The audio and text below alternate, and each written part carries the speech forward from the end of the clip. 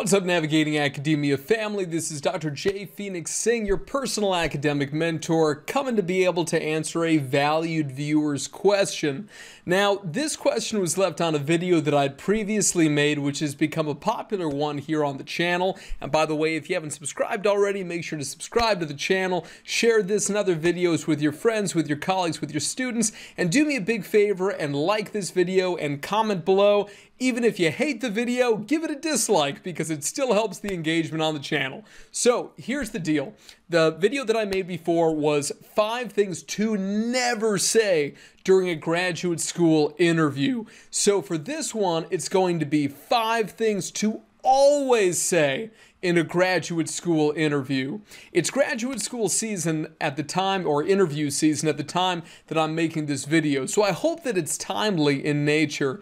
Now, if you want to see a lot more live interaction between me and individuals who are currently going through the interview process, you can check out our Patreon, which is going to be launching shortly. Right now, it is the end of March 2021. So if you're watching this anytime after the end of April 2021, it will have been launched already. Make sure to check it out. And if you want to book a one-on-one session with me, in addition to being able to get access to all the live streams that I've made, specifically on that topic, which you can get via Patreon, then go ahead and book a session via the website below. In the meanwhile, though, let's go ahead and get on to today's topic. So what do I think are the 5 things that you should always say in a graduate school interview? Let's get started with number 1. Number 1 is thank you. I know that it sounds so simple, but having been through and witnessed literally hundreds of grad school, postdoc, and job interviews, let me tell you, ironically, it is so rare for somebody to just say thank you for your time at the beginning of an interview.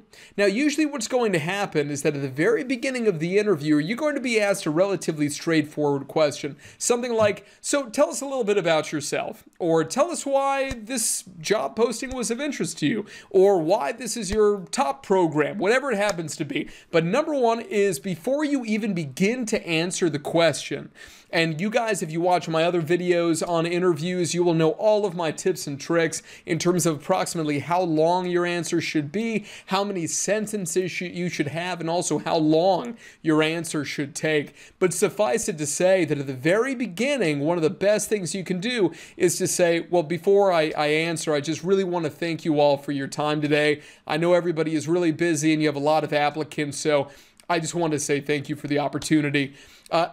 In terms of your question, what I would say is okay? Take that moment, make it genuine, make it authentic, make eye contact with your interviewers. Even if it's something where you're doing like a Zoom interview, don't look down, okay? Look into the camera, for God's sakes, okay?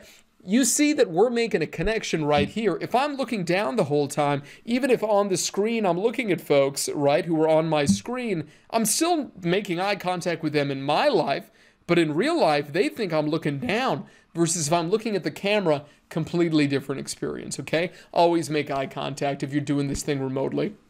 If you guys want me to make a video on best practices when doing remote interviews or dissertation defenses or master's thesis defenses, put it down in the comments below, let me know. And if you upvote, so if you uplike, in other words, those comments that say that they would like videos like that, I'm more likely to make a video for you on it, okay?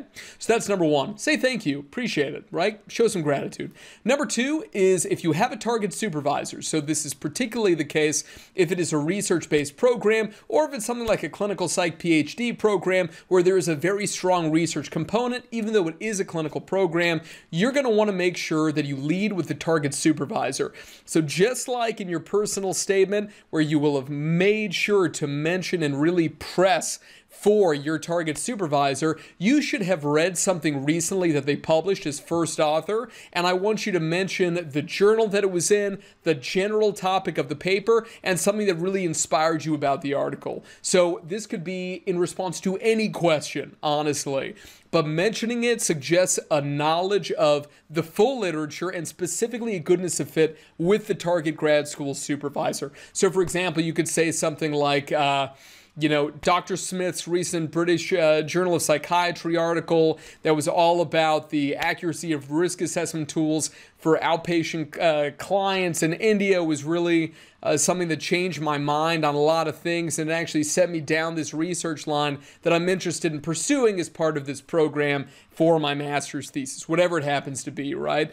Something like that, though, even though some people would be like, well, isn't that kind of like pandering or something like that? It's not perceived as pandering if the delivery is right. Always remember that it's not what you say, it's always how you say it. Making sure that you've done background research on your target supervisor shows that you deeply care about graduate school and especially about working with this target supervisor. And a lot of these research-based programs, they're going to be like everything to you. So make sure that you know what you're getting yourself into. And this is just one way to be able to show that you've done your homework. Okay, that's number 2. Number 3, say something special about the target program. Whatever school, whatever program is interviewing you is going to have something special about it. One of the best things that you can do is go to the website of that program and take a look at however it describes itself, right? Usually there's an about the program page or, history or something like that. Read all the wording, read all the terminology that's used, and then parrot the terminology, parrot the jargon back. You're going to find that what ends up happening is that instead of people saying, did she get that? Did he get that from the website? Instead, they're going to perceive it as, wow, this person's got a great goodness of fit with our program. That's exactly what we believe, right? And this is a hilarious thing that I have seen happen so many times in my career. So I highly recommend that. But every program has something special about it. For example, there's a university that's up in Canada, and it's very deeply dedicated to social justice. It's all over their website. Social justice this, social justice that, and they actually have something like a one-semester social justice internship that's required for every single doctoral student. So that's really unique to their program. So you're going to want to make sure that you say that that is something that's really unique and that you're really interested in. Because again, it shows that you've not just done your background research on the target supervisor, but on the program itself, okay?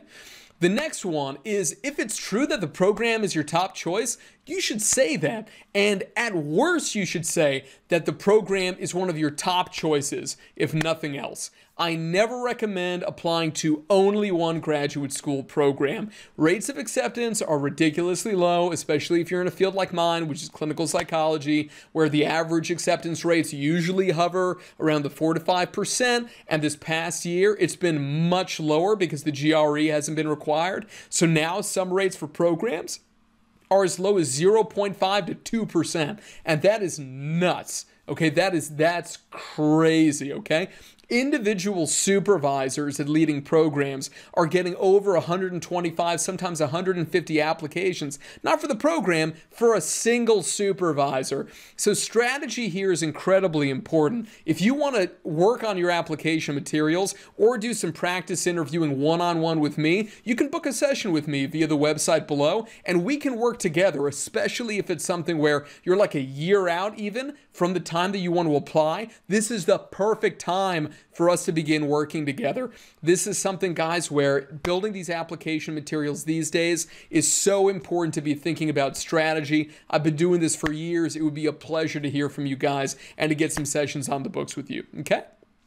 Website to do that is below. So that's number 3. Number 4, like I said, that the program's your top choice, or that's one of your top choices. And last but not least, number 5, make sure that you say something at the very end. Usually people don't think about this. They'll usually think about it in an email, but not in the interview. And it's to say something along the lines of, if there's any additional information I can provide, please don't hesitate to ask. Usually, like I said, people will put that in an email, but they'll forget to say it actually live and in person.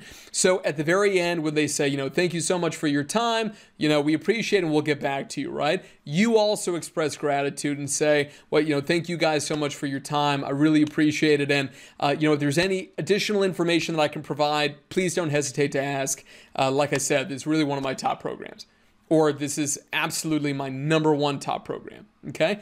those are the things that you can say, all right? So those are the 5 things that I think you should always say as part of a grad school interview. Appreciate you guys stopping by. Make sure to like this video, share it with your friends, colleagues, or students, especially anybody who may be going through the interview process right now for grad school, and subscribe to the channel if you haven't already. Hope to hear from some of you guys in terms of booking the session, and I will talk to you later. Peace.